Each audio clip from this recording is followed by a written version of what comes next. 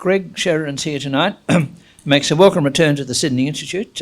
He's well known, I think, to everyone in the room and people who are watching, so I'll be very brief. He's obviously a journalist, he's an author, he's the foreign editor for the Australian, a Sky News contributor, and I think this is your 9th book, so he's a prolific author. And tonight's topic, relating to the recent publications of How Christians Can Succeed Today, Reclaiming the Genius of the Early Church. The topic is the Early Christians and Lessons for Today. Greg Sheridan, you're very welcome. Thank you very much, Gerard and Anne, and ladies and gentlemen. I'm greatly honoured to be here. You don't mind that I took off my jacket, do you? I mean, if that's the worst thing that a journalist ever does in your presence. It's No, that's the end. That's the end. But look, I'm really delighted to be here and honoured to be here, and I'd just like to thank Gerard and Anne very much for inviting me, and also to pay tribute to Gerard and Anne for what a wonderful thing they've done with the Sydney Institute over all these decades.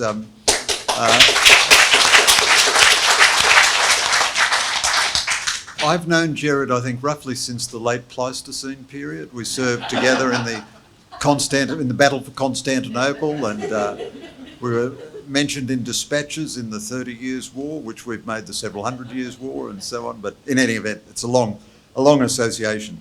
So, ladies and gentlemen, I'm going to talk to you about my book, How Christians Can Succeed Today, Reclaiming the Genius of the Early Church. I'm going to talk for about 30 minutes. I'm reminded of a remark that Adlai Stevenson made in a circumstance like this. For the next 30 minutes or so, it's my job to talk, it's your job to listen. If you should happen to finish your job before I finish my job, no hard feelings whatsoever. Now, I am the foreign editor of the Australian newspaper, a position I've held since 1992. I've worked at the Australian since 1984, and I've been a full-time professional journalist since 1979. So I am a very good exhibit for the falsity of the proposition that you have to change your career frequently and be agile and so on. That's rubbish. You just grab hold of your desk and don't let go. I've always been a believing Christian, but the book tonight is going to be about culture and history, not about, it's not going to be a statement of my religious belief, but just to situate myself in the public debate, so to speak. I've always been a believing Christian, always, a pretty bad one generally. I failed Christianity in practice, not in theory, and I would never deny it, and I would write the occasional column in the old days saying, good on you, the Pope, go for it, boo sucks to you, communists. When John Paul II was Pope in particular, I thought, the side was well led. We were winning the premiership and they didn't need me to run on the field. I could just cheer occasionally from the sidelines. But over the 50 years of my journalism, I saw the culture going from being notionally pro-Christian to more or less neutral, often very hypocritical, but notionally pro-Christian, to neutral, to being actively hostile to Christianity. And I thought, well, if history gives you, or circumstance, history's too highfalutin, if circumstance gives you a public microphone and all your friends are under attack, not a bad idea to come to their aid. And also, of course, journalism is a search for two things, the truth and a good story. And it finally occurred to me after 35 years or so in professional journalism that Christianity was both true and the best story. Now, it took me a long time to work that out, but, even a blind pig finds an acorn occasionally, so I got there eventually. As a result, this is now my 3rd book about Christianity. The first was called, about 10 years ago, was called God is Good for You, and that really dealt with the God problem. What do we know about God? What do we think when we say God? And it was also arguing that belief in God is entirely rational. Belief, I think, is a matter of the will, not of the intellect, but you can't believe things which outrage your intellect. It was partly an answer to the new atheists, so I read Richard Dawkins and Christopher Hitchens and A.C. Grayling, and I tell you, I'm going to get time off purgatory for that, because what a dreary lot of deadbeats they are, really. And, although, of course, I'm being too equivocal there, that's my besetting sin, but it was really just the old 19th century arguments against God put next to a lot of irrelevant science. So Richard Dawkins says the universe is 14 billion years old. That proves there's no God, because why would he waste 14 billion years? To which you think, well, Richard, You've just told us there is no God, so how would you know what he thinks? And his scale of generosity might be a bit different from yours. It strikes me as absolutely characteristic of God that he'd spent 14 billion years preparing this splendid garden for us. And in any event, it's not an intellectual argument against God, it's just a prejudice. So that was the first book. Second book, now, writing books, and I want to warn any of you who haven't yet started, is a lot like taking heroin. It's better if you don't start. But once you start, you can never stop. It just goes on and on forever. And my second book was provoked by a reaction to the first. Somebody wrote to me, said, you get a wonderful correspondence when you write Christian books. And, you know, the book was astonished the publisher and indeed the author by being much more successful than either of us ever imagined. But I have worked out a way to be the very best in your field. I might publish a management book on this. Choose a field in which there are no other practitioners at all. So books by secular journalists in favour of God and Christianity, published by a mainstream publisher in Australia. It's a pretty small, it's a niche, you know. So somebody wrote to me, a clergyman, and said, you know, good effort, but you made a terrible mistake on page 138. Got a lot of letters like that. And he also said, not a bad effort about God, but where is the living Jesus in your book? So it doesn't take much to provoke an addicted book writer to the next book, which was called Christians, and it was seeking the living Jesus in the New Testament, reading the New Testament as a journalist, admittedly a journalist who believed it was true, but as a journalist, being aware of the historical debates about the historic Jesus and the Christ of religion and so on, but not really entering primarily into those debates, but just reading the New Testament as a journalist. Because the great philosophical program of the last several hundred years has been disenchantment. And the project of disenchantment has had two central propositions. One, that God is dead, belief in God is irrational, and two, that the Bible is completely unreliable. Now, I discovered in researching Christians that really all contemporary scholarship is validating the historicity of the New Testament.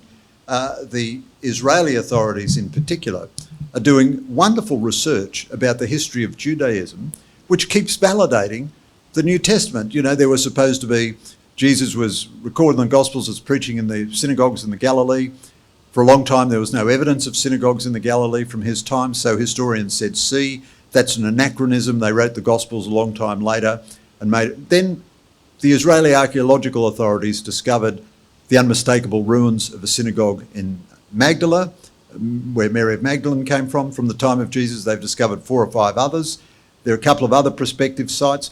Turns out the New Testament historicity was accurate, the scholars were wrong.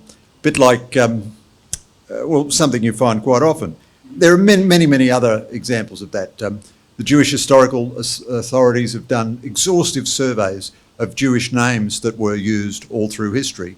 And it turns out the New Testament is very accurately representative of the Jewish names that were in use at the time that it was writing about. Now, if I wrote a novel about the First Fleet and didn't do any research, I'd probably call people Brett and Tarquin and Todd and so forth, and that would be ridiculous. I'd get all the names wrong. Very hard to imagine anyone got the names, made them up. So you don't believe in Christianity because scholars tell you the New Testament was written when it was said it was written and everything we can test in it is accurate. But nonetheless, I thought the public should know that this proposition that everything in the Bible is a lie is being disproved by scholarship, not supported by scholarship.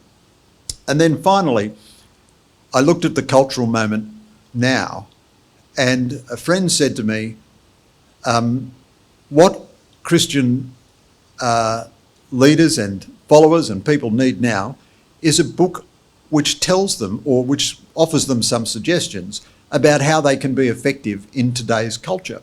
And I've done such a lot of research on the early Christians for the first 2 books. The early Christians are fantastic fun to write about. We've got lots and lots of stuff that they wrote and lots of stuff that people wrote about them. They've been almost completely neglected in the Western imagination, not only since the culture became anti-religious, but even when it was pro-religious. You know, the great movies about Christ finish with the resurrection of Christ, typically. They don't go on and explore Polycarp and Irenaeus Ignatius of Lyon and the other great figures from the early church. And these folks are terrific to write about. So the proposition of the book is that the early Christians were dealing with an extremely unsympathetic pagan Greco-Roman culture, and they did astonishingly well. Now, you can attribute their success to divine intervention if you like, but you don't have to rely on divine intervention. You can analyse their success in cultural and historical terms. And my thesis is that today we're dealing with a somewhat neo-pagan society, and are there lessons from the early Christians? So the first half of the book is historical treatment of the early Christians, a thematic treatment. It's not a comprehensive history. The first half of the book's only 150 pages, but it finishes with Augustine. Augustine, a terrific character to write about. He wrote 5 million words. Doesn't really compare with a News Corp journalist, but nonetheless, it's not a bad effort for a guy who was also busy being the Bishop of Hippo and, you know, sorting out his clergy's holiday disputes and, you know, performing marriages and so on all day. And Augustine is often regarded as the last man of antiquity and the first man of medieval Christianity. I think of him as the first great modern, because his Confessions were the first psychological autobiography, the first memoir, and they're wonderful. He was a great journalist. He gave us fantastic lines. They're very accessible. Of all the books of the ancient world except the Bible, I'd recommend Augustine's Confessions more than any other. He had marvellous lines, lampooning himself and his early, you know, he was a bit of a libertine before he converted to Christianity. And he said his prayer as a young man was, "Lord, make me pure, but not yet." And that's a great line. He gave us wonderful other lines too. "Our hearts are restless, Lord, till they rest in you." Or, "Late have I loved thee, late have I loved thee." And how often have I heard that lament?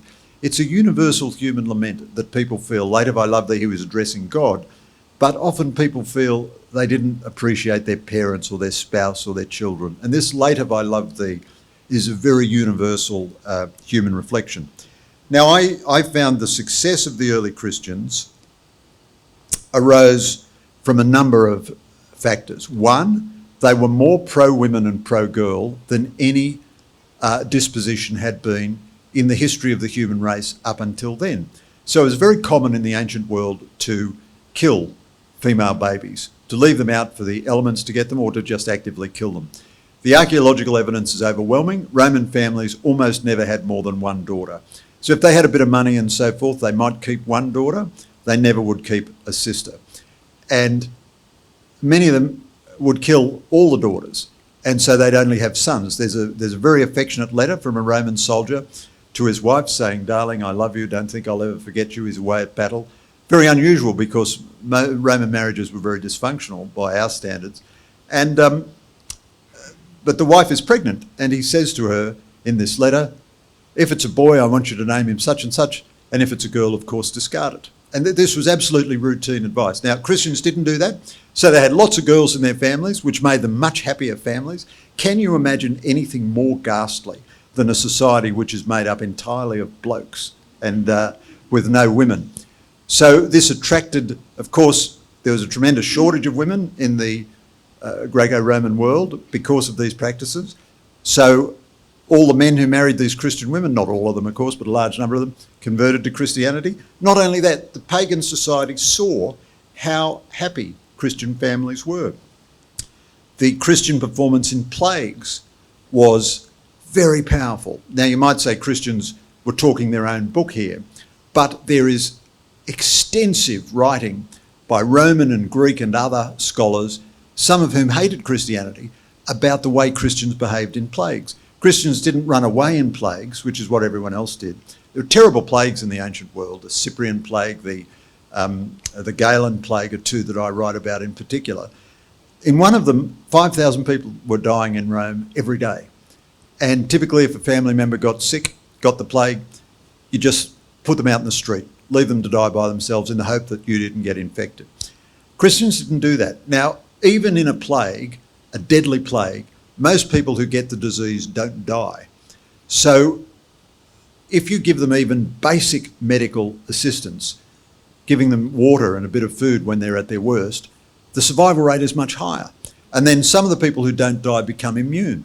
So paradoxically, by tending to their sick, Christians had a much higher survival rate in plagues than the pagan environment around them. That had two results. One, their proportion of the population was higher at the end of the plague than it was at the start.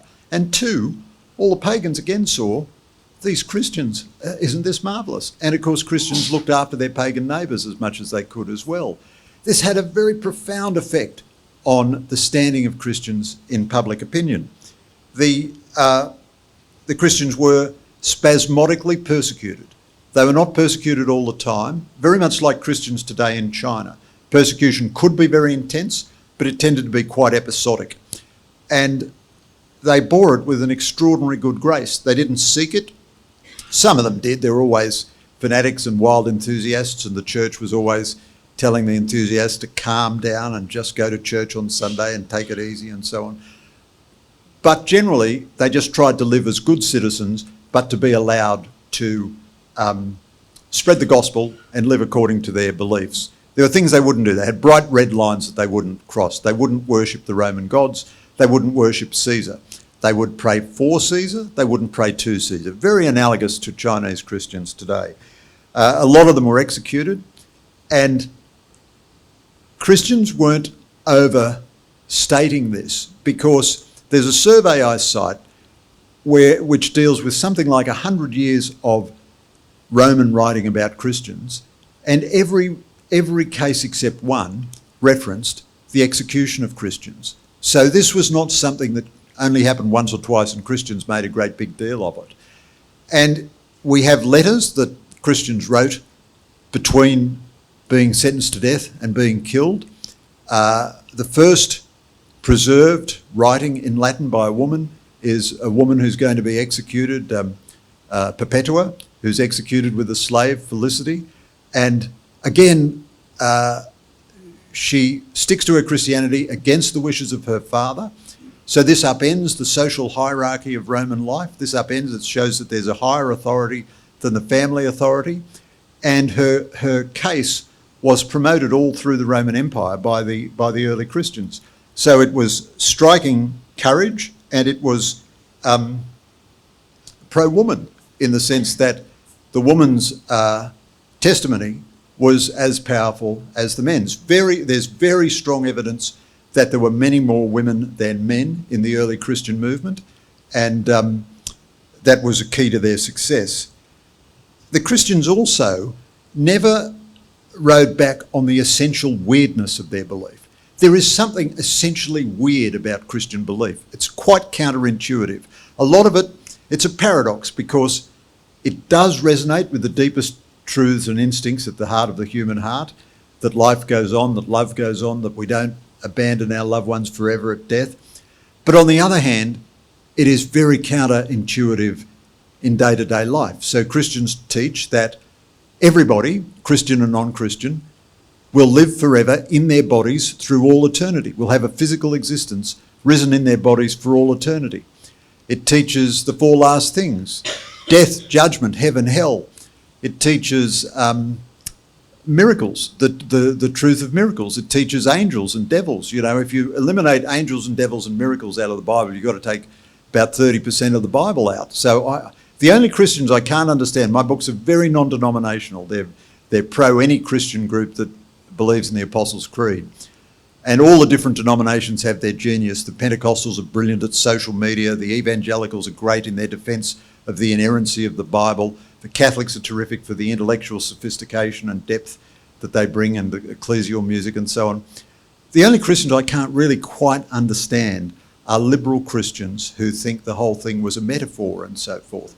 I mean, if it was just a metaphor, I'd rather be at the races. I mean, just forget about it. You know, I'm going to the beach. If it's just a version of Shakespeare, and if it's all lies, why does it have any value? What use is its moral teaching if everything that it tells you that happened was a lie? And then it's hard to believe the metaphor stuff, because the early Christians, who are very well documented, went to their death in defence of the truths which are asserted in the gospel. If it was just a metaphor, they would have said to their executioners, yes, yes, we were just joking, it's not real, it's just a metaphor, you know. So that version of Christianity I don't really hold with. Now then the second half of the book, and there's a whole lot of other things I explore about the early Christians, and they were, although they were inspired by God and very Christocentric, Christ was the centre of their lives, at the same time they had to deal with all the awkwardness and difficulty of life. Faith didn't make things easy, it made them possible. So they're always bickering with each other, often quite rude to each other. St Paul, wonderful figure St Paul, terrifically bad-tempered and cross-grained, difficult, an apostle of love, but could be pretty tough. There's a wonderful passage in Galatians where he's writing to the Galatians and saying, all these people who are misleading you, I wish they would all go and castrate themselves. And I must say, when I first read that, I thought, gee, you don't hear that passage read out very often in church. There's a wonderful moment in the Acts of the Apostles where Paul is being annoyed by a woman possessed by a demon who's following him around, saying good things about him, but he thinks this is bad because for whatever reason of its own, the demon is saying these bad things. So the Acts records Paul, greatly annoyed, expelled the demon. And what a wonderful motive for performing a miracle, because he was annoyed. He was angry about it. So he sent the demon away. There's another case where Paul is in the hands of the Roman official Festus, who says, look, Paul, if you'll just stop talking about this bodily resurrection, I want to let you free. I know you're a good bloke. You're very learned. Just stop doing that and we'll be right. And you can imagine Paul's advisors saying to him, well, look, Paul, you've got to be sensitive to the signs of the times. You know, you've got to accept the acculturation. Why don't, look, this doctrine of bodily resurrection is very difficult for the Romans. Why not just concentrate on Christian charity and giving and all the good works we've done and leave the bodily resurrection for another time? So when Paul's chance to speak before the court comes up, he says, I wish to proclaim the bodily resurrection of Jesus, the first risen of all the others. And Festus says, oh, you're mad, Paul. I can't do anything with you. And he sends him off to stay in jail for a bit longer. The other thing, of course, that the early Christians did was they looked after the poor. And that is a clear injunction to all Christians to be concerned for the poor. Now, how does that relate today? Well, since Christianity became dominant in the West in the 4th century, we've never before confronted a moment where we have a post-Christian society which is somewhat neo-pagan. Now, it's not altogether neo-pagan. From a Christian point of view, there are sort of 3 groups in a contemporary society. There's the post-Christians, especially baby boomers, about my age and so on. They had a tiny bit of Christianity as kids, and it's as if they've been inoculated against it. You'd need a very strong virus of Christianity to get them back. There are the Christians who continue to be, according to the census, well over 40% of the Australian population. And there are what you might term the pre-Christians or the pagans. I mean, if you're under 40 today, unless you've been to a Christian school, you may never have met Christianity at all. Our education system, in its normal vacuous vandalism and callousness, prevents students from meeting the greatest literature in human history, the writings of Paul and then the writings of the great early Christians, Augustine and Tertullian and Origen and Cyprian and all the others. They're never going to hear about anything like that. And nothing in the popular culture tells them about Christianity. I mean, when I was a kid, all the Christmas movies were very religious. Miracle on 34th Street, It's a Wonderful Life and so on. But for decades now, the Christmas movies have had nothing of God in them. Love Actually, Home Alone, whatever passes for a Christmas movie today. You'd never meet God there. So Western Christianity has been in decline for several decades. That's not true in the rest of the world. Christianity is on fire in Africa. It's on fire in China. There were 3 or 4 million Christians in China when the communists took over. There's somewhere between 60 and 120 million now. In one of my books, I outline why it's very hard to get a more accurate estimate than that. But say it's 100 million. That's more Christians in China than members of the Chinese Communist Party. One of the astonishing periods of growth of Christianity in human history. But in the West, it's been in decline. But all of a sudden, that decline has stopped. I had to rewrite the introductory chapter of this book because just in the last couple of years, the statistical decline of Christianity in the West has stopped. And the thing that's stopping it is this astonishing rebirth amongst Generation Z. The Zoomers, they have the good qualities and the bad qualities of pagans. They're a little bit hedonistic, they don't want the party to stop, but on the other hand, they are young people full of the courage and idealism of youth and searching for meaning. They want to know what meaning is. Everything is on offer to them, but they pretty quickly work out that a life of endless self-indulgence is pretty empty, and they look for meaning. And people have been saying for years, this will be a Christian moment because these people are good recruits. And amazingly, it's actually happening. And all the denominations, it's not one against the other, all the denominations who believe in the gospel are showing a quite astounding increase. Archbishop Fisher and Archbishop in Sydney and Archbishop Comensoli in Melbourne will tell you of the great rise in church attendance in the Catholic Church. The Pentecostals are absolutely booming. The Sydney Anglicans are doing extraordinarily well. Wonderful person, the Sydney Anglican Archbishop Kanishka Raphael. He said to me recently, he helped me a bit with this book, he said to me recently, people say the church is full of hypocrites. It's not true, he said. There's always room for more. And, which I think is absolutely true. Now, in the second half of the book, I profile a number of people who I think are demonstrating virtues that are evident amongst the early Christians and who are helping spread Christianity. I spent a wonderful time with Danny and Layla Abdullah. You know their story. That they tragically had three of their children killed by a drunken, drug-affected driver, whom they forgave straight away. And they've founded the I Forgive Foundation. They're wonderful people. Regular Maronite Christians. Danny's a builder. He was a kickboxing champion. He's not some sort of, cocoa drinking, milk and toast kind of pious guy. He's a real regular guy, Lebanese Australian in the western suburbs. Fantastic people whose example has touched millions. Dallas Jenkins I profiled, the creator of The Chosen. Now, Hollywood would not fund The Chosen, a TV series about the life of Christ and his apostles, not because of religious prejudice, because they thought it couldn't possibly succeed. So he crowdfunded the first season, raised $11 million, not a huge amount to finance a miniseries, but it allowed him to do a professional job. The Chosen is now in series 5, and it has been, one episode has been seen by at least 500 million people around the world. It is an enormous success, and in countries where Christianity is persecuted. It's seen on, in samizdat videos and so forth. Bishop Robert Barron, the World on Fire mission. 20 or 30 years ago, he went to his archbishop, he was a young priest, and he said, we Catholics are terrible in the media. We had Fulton Sheen, but he's long gone, and now we do nothing, and we're hopeless, we're not spreading our message. What are you going to do about it, Archbishop? The Archbishop said, no, wrong question, Father Barron. What are you going to do about it? So Barron started by raising money to get a weekly spot on Chicago radio. Now his Word on Fire mission has millions upon millions upon millions of social media uses. He doesn't dumb down the message. He does a 15-minute sermon every week, which is sophisticated but accessible, produces beautiful books, great film series and so on. I profile Mike Pence, the former Vice President. I'm not interested in his politics and I'm not endorsing his politics. Just how does Christianity survive in a political life which is full of conflict? And he's a wonderful person to interview, generous with his time, humble, sincere, good guy. He said to me, paraphrasing him slightly, the hardest thing in the gospel is the injunction to love your enemy. He said, I've found it very hard.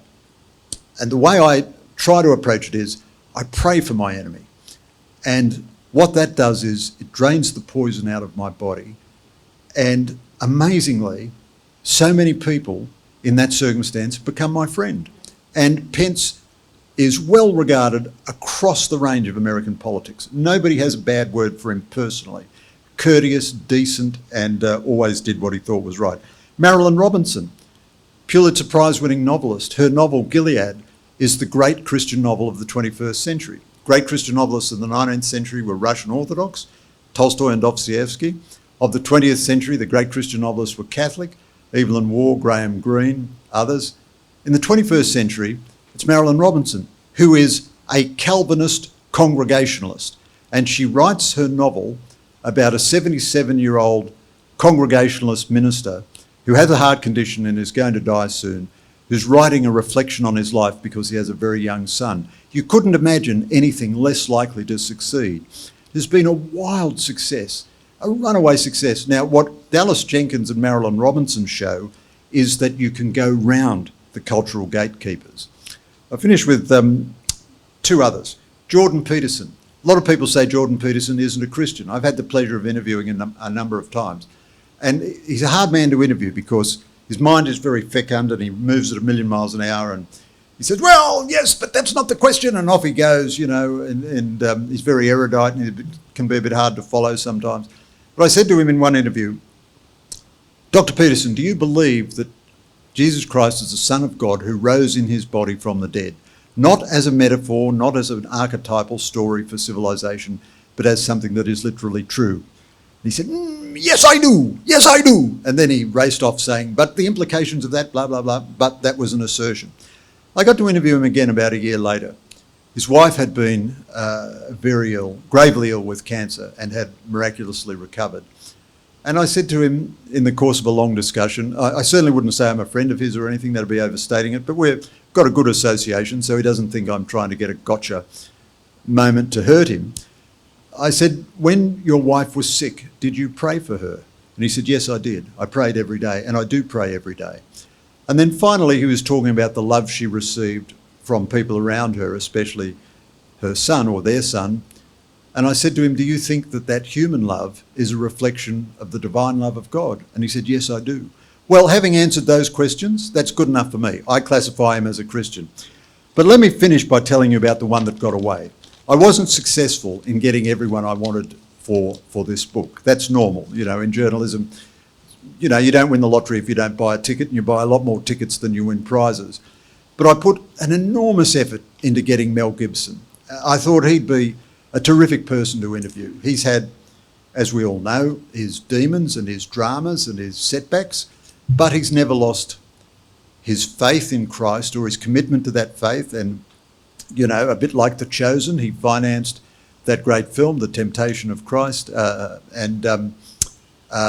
I've got the title wrong, but you know the film I mean. The Passion of the Christ, The Passion of the Christ. Yeah, thank you. That's, I want you to attribute that to late onset dyslexia, not early onset Alzheimer's. And he's going to produce another book on the resurrection. And I had I did everything I could to get to Mel Gibson. I had all kinds of people operating on my behalf, and I had a very substantial interchange with his agent. They were immensely polite to me. And really, the emails I wrote to try to get Mel Gibson were the best things I've ever written. I might publish them one day. And I said to his agent, look, you know, Mel Gibson and I were almost exactly the same age. We went to neighbouring Christian Brothers schools in Sydney. He got married in my parish church.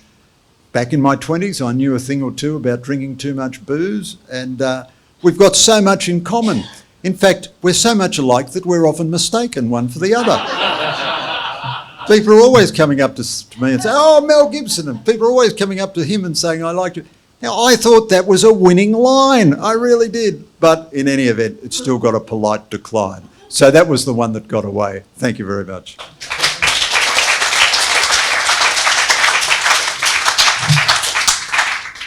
Many thanks, Greg. So now we come to questions and discussion. As I mentioned, copies of How Christians Can Succeed Today, Reclaiming the Genius of the Early Church are available.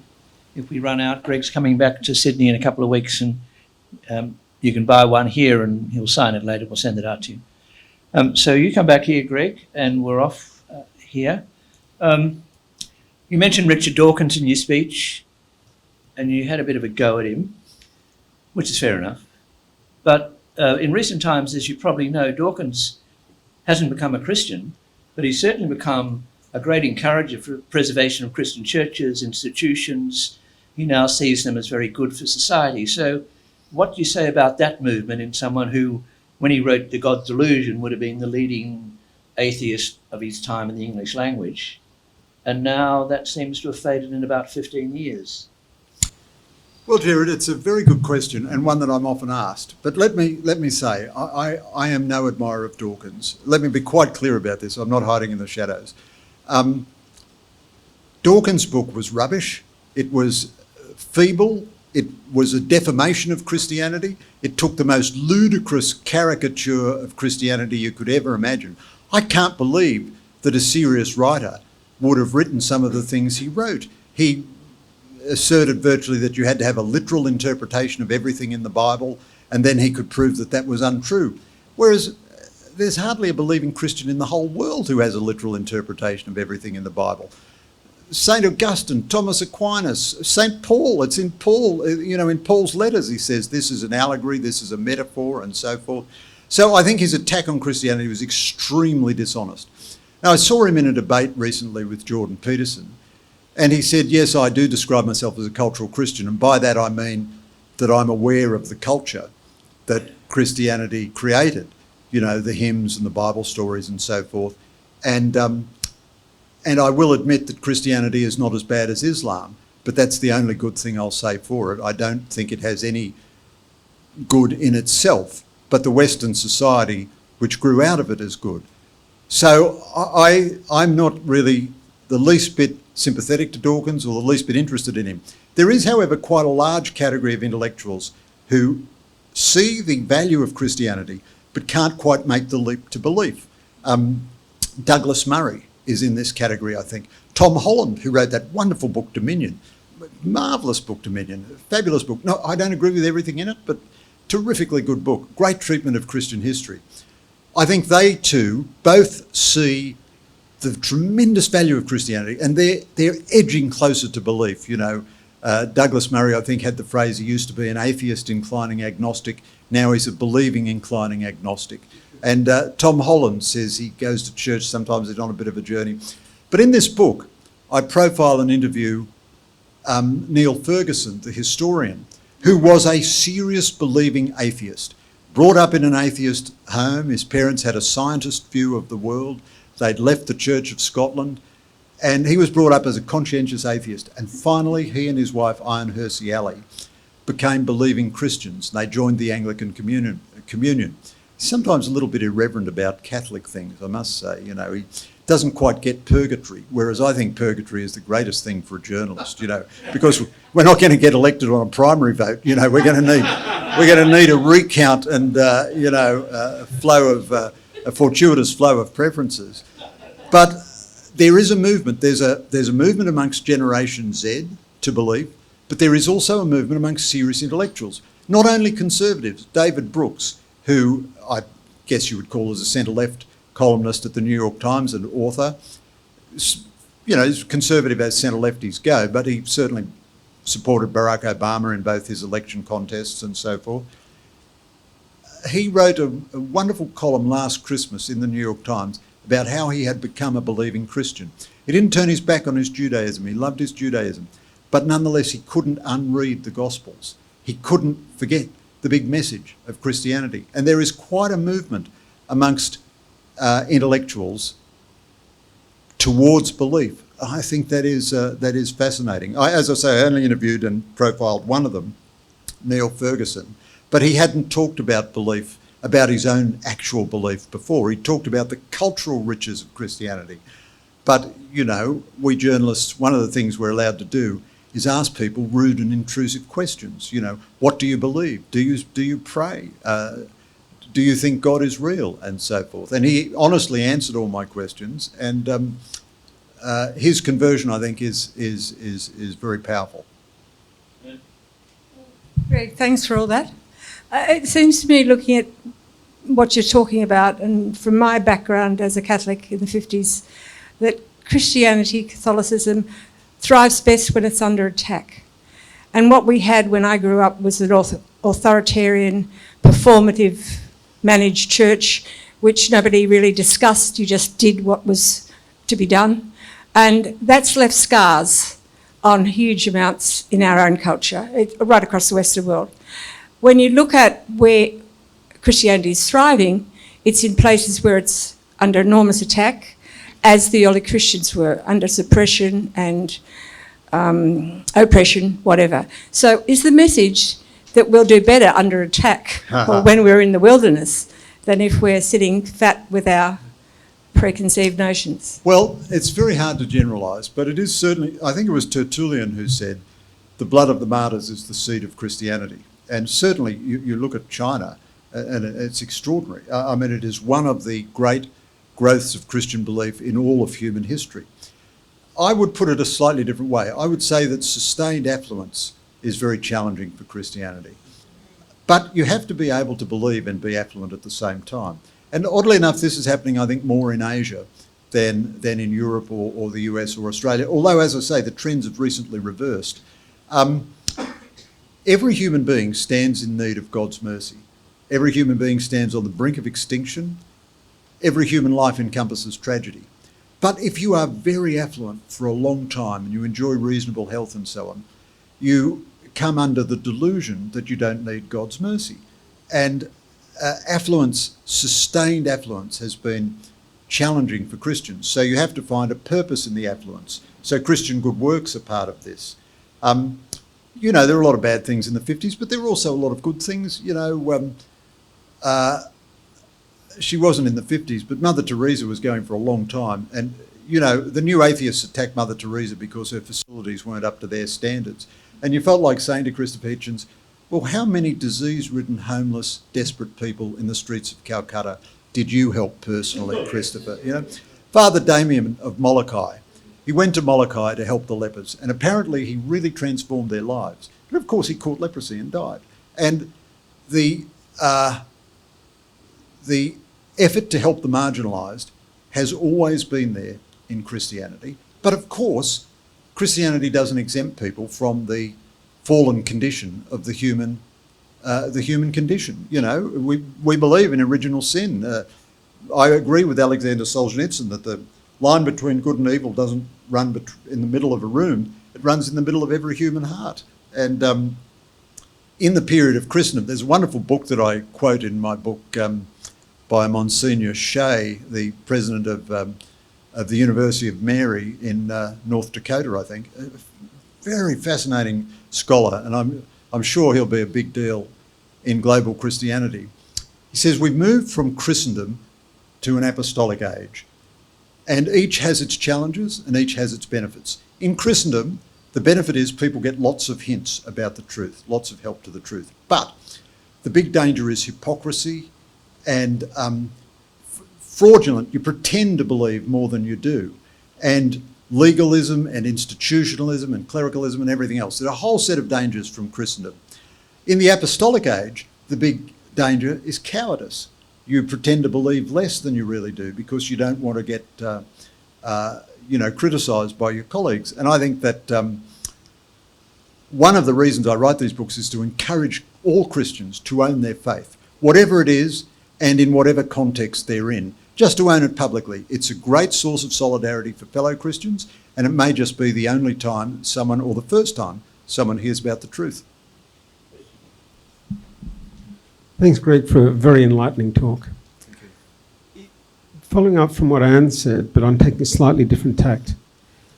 Christians in the Middle East and also in certain areas of Africa are having a really challenging time, both from a genocidal perspective and being evicted out of the countries and the areas they're living in. We hear very, very little about it. We hear very little pushback from the global Christian community. Why is that? Well, that's a huge and complex question. It's a very important one. And the premise of your question is absolutely right. The Pew Research Organisation, so again, this is not Christians talking up their own book. The Pew Research Organisation says that by a very long distance, Christianity is the most persecuted religion in the world today. In North Korea, in China, in Pakistan, in Nigeria, in many parts of Africa, it is very common for Islamists to murder Christians. They're not the only people who do it, but they are some of the main people who do it in Africa.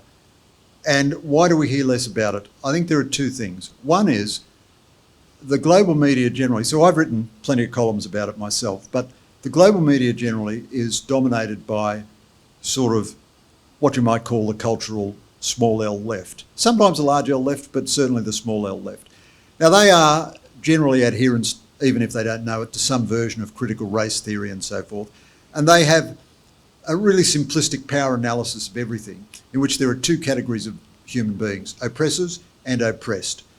Now, even if you are an African Christian, they won't see you as oppressed because they see Christians as historically oppressors. They're a very simplistic view of colonialism and history and so forth. So they just don't go into bat for Christians. And shame on them, shame on them. What about the response of Christians? Now, Christians do a lot in the West to help their persecuted fellows. It's a wonderful evangelical Pentecostal organisation called, I think, Open Doors. There's a great Catholic organisation called Aid to the Church in Need. I think they could do more public advocacy. I wish we had a day every year in Australia to celebrate Chinese Christianity. On the other hand, sometimes the people who are being persecuted desperately want solidarity, but sometimes they're not helped if you particularly harass their persecutors. So I've interviewed two leaders of non-Catholic Christian denominations in what we might broadly call the Middle East. Wonderful interviews, very great privilege to talk to them. Both of them told me about what was happening to their people under the state authorities under which they lived, and both of them asked me not to write it, because if it comes out of their mouth into the media, their people will suffer. So this is a conundrum. But your broad point is absolutely right. This should be a much bigger global issue than it is. Warren? Yeah, I just thought of follow up on, you're talking about the Gen Zs, I don't know where the next alphabet word's going to come from after that. I've noticed that through my stepson, who goes to church now. He's in mixed martial arts, and before he goes into fight, he blesses himself and that. And we have barbecues at our place where we have a lot of cohorts of his friends.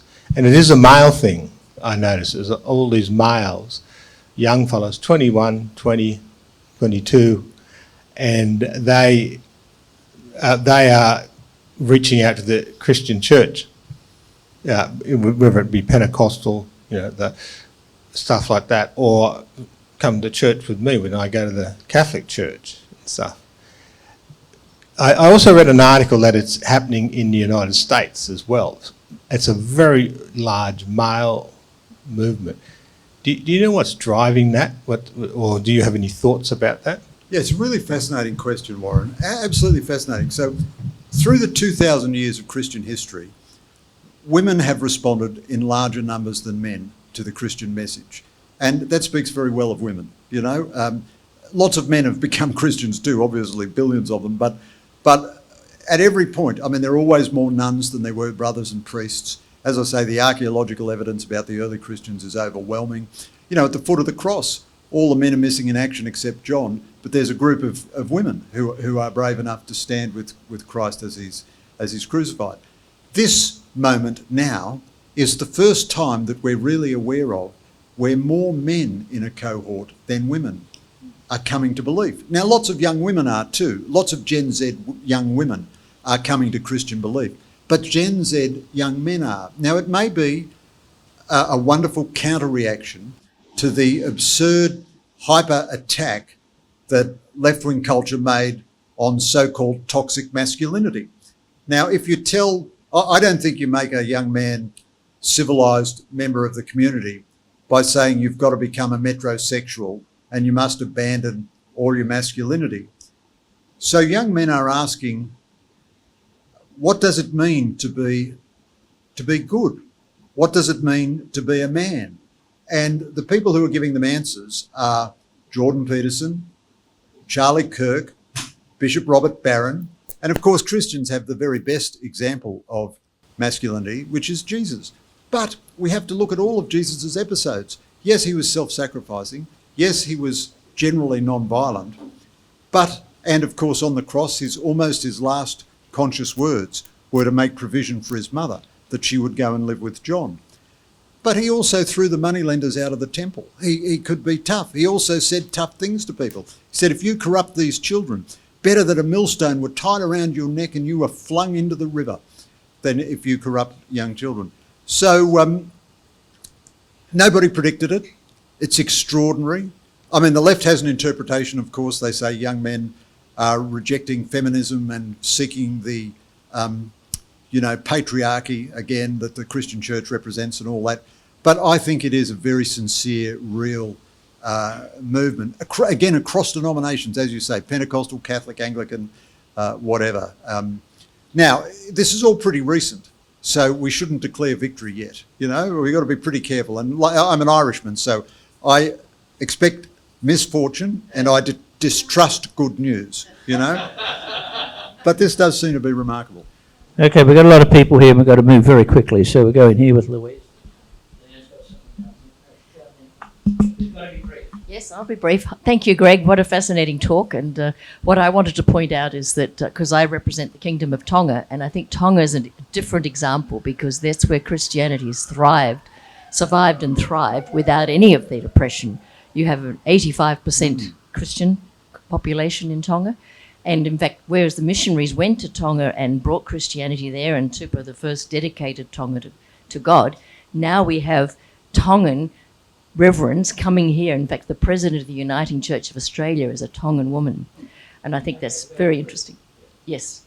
Last thing to say is a very good example of Christianity is with the Ata boys, who were isolated on an island for 15 months, and contrary to the Lord of the Flies, where everyone ate each other, they survived and thrived for 15 months through their Christianity. Yes, so just the briefest response. The presence of Pacific Islander Christianity is a very powerful influence in Australia. Where my oldest son lives in southwestern Sydney, the congregation of that church is overwhelmingly Pacific Islander and Filipino. The Manly Warringah Pacific Islanders wouldn't wear the rainbow jersey. None of them had any agenda to be mean to gay people or anything, but they didn't want their bodies used as a tool of propaganda for something they didn't believe in. And they had the strength of their beliefs. They said, we're not going to do it. And it doesn't matter what you say to us, we're just not going to do it. And I think that is very powerful. And of course, it's wonderful that they're coming here to re-evangelise us. That's fabulous. Got to be brief. Greg, could we just return to Charlie Kirk, the phenomenon of Charlie Kirk? And obviously there's a huge wave of return to Christianity from young men. Can you just enlarge upon that? Well, Charlie Kirk is a complex person to write about. So I admired Charlie Kirk, and I believe his Christian beliefs absolutely sincere. Many, many things that he said were wonderful. He told young men, look, put these absurd extremist ideologies to one side. Get a career, work hard, get married, have a family, take responsibility, go to church. And he never hid or downplayed his Christianity. Having said that, he had a range of political views, some of which I'd agree with, some of which I think were wrong, and not only wrong, quite bad. But everybody is a mixed grill, aren't they? Nobody gets everything right. The leaders of the early church, the people we revere, Augustine, Tertullian, Origen, among the greatest theologians in the history of humanity, all of them got big things wrong. And it's the genius of the church to take the good out of each of them and reject the bad. Now, I don't think Christians have to adjudicate on Charlie Kirk's politics to be inspired by his Christian message. And it has been a good thing that the predominant reaction to Charlie Kirk's death has been to emphasise his Christianity. And of course, that wondrous scene where his wife said, and now who could fake this? Her husband, 31 years old, father of 2 kids, beautiful little kids, has just been murdered. And she says, I forgive the man who killed him. He was one of the lost boys of the West. These were the boys that Charlie was reaching out to. So, it's a wonderful thing. But I just say that when I write about Charlie Kirk, I'm careful to say I don't necessarily endorse all of the political views that he had. Second last question up the back. Thanks for tonight, Greg. You described 3 groups of Christians. The first group you described as those inoculated against Christianity. Is there any hope for them? Oh, yes, because, nobody is beyond hope. And people do return to faith late in life. That happens. Yes, there is hope for them. And, it's not really smart of me to say anything against people who are a bit older. It's not not really a smart thing for me to do.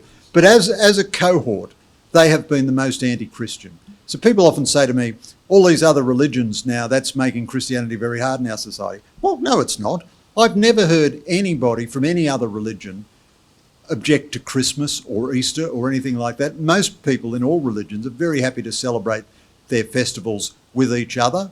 I mean, I've got Indonesian friends who call themselves Pancasila, that's the recognised of 5 religions. They're fundamentalists of Pancasila because it means they get to go to 5 separate sets of festivals and feast every year. They love that. The people who object to Merry Christmas or a Christmas message in a movie or something are these bad-tempered, grumpy old ex-Christians who have had the most privileged life in the history of the world, are wealthier than any generation in the history of the world, but still like to define themselves by their courageous rebellion against their parents from whom they inherited vast property wealth. You know, that's their story. Happily, it's no longer the main story of the culture.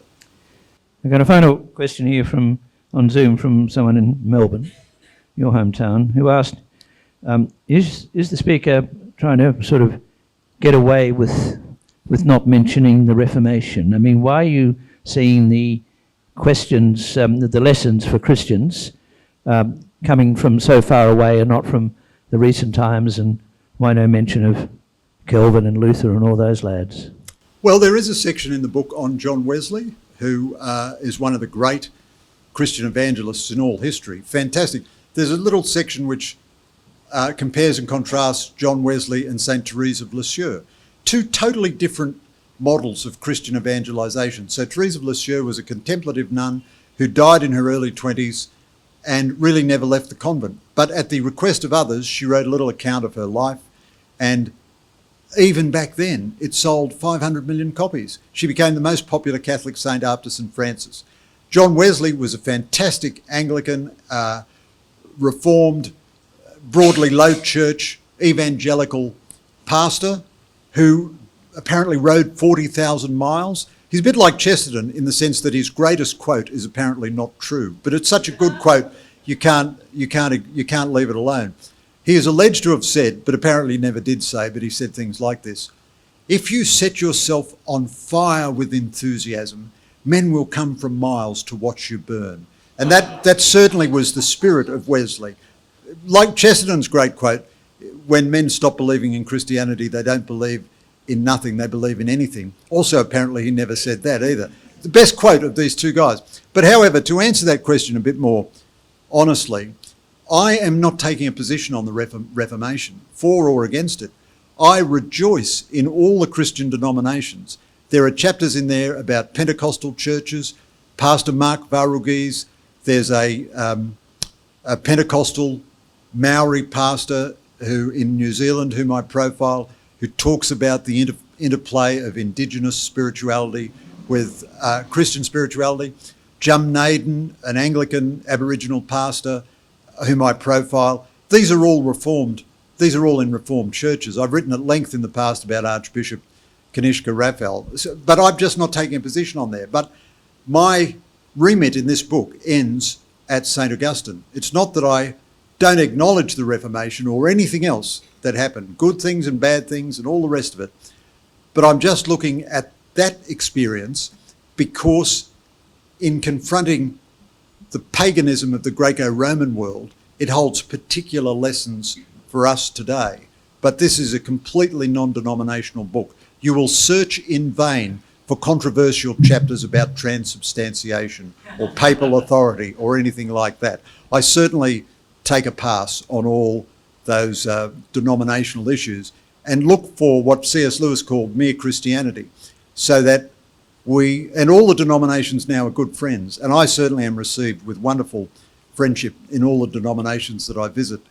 And it's better for us to concentrate on the 99% of things we agree on than to fight forever on the 1% of things we disagree about. And before you go, book number 10? Well, you know, Gerard, I said to you once before, having a book for a bloke, writing a book for a bloke is a lot like childbirth, you know, for as near as we get to the experience of childbirth.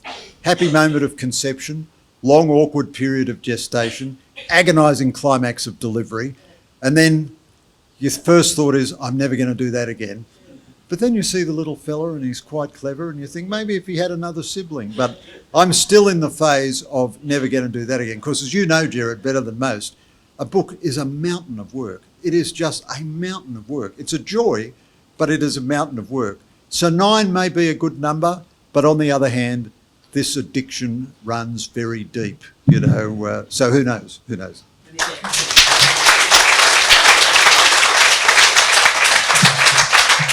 So, Greg, if you get to a 10, we'll have you back. Okay. And many thanks for tonight. A great speech, and copies of the book available here. We'll take orders for those if we run out tonight. When Greg comes back to Sydney, he'll sign them for us. So well done. Thanks very much. And good luck. Thank you very much. Okay.